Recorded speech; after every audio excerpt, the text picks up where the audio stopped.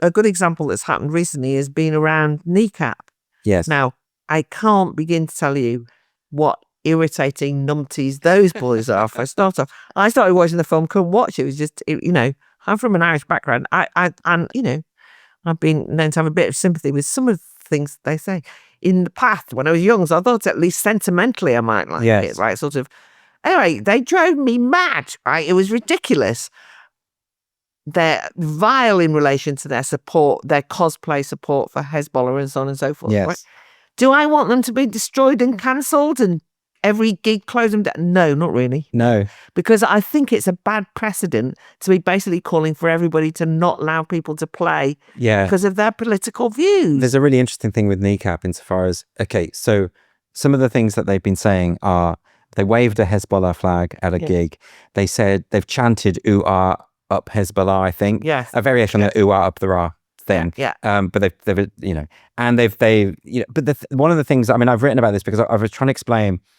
I think their entire act is cosplaying. These kids are too young to have lived through the Troubles anyway. They don't know. No, they don't understand it. Let me tell you. No, they really, really don't. That's why one of them wears a tricolor balaclava, right? And they got Jerry Adams to appear in one of their films in a cameo and all this sort of thing in the film. And the thing is, the people who actually lived through the Troubles and they don't like, a lot of them don't like the images from the Troubles being used as basically fashion accessories for a pop band, which is what it is.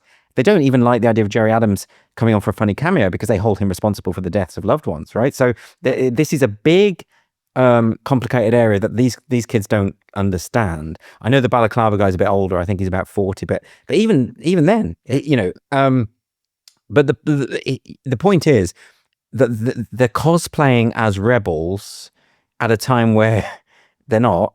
That's part of it. And there's always been in Northern Ireland a sympathy between the Irish Republicans and the Middle East and Gaza, and that I've seen Gaza Palestine flags for years and years. I remember seeing them in my early 20s in the Bogside in Derry, flying everywhere.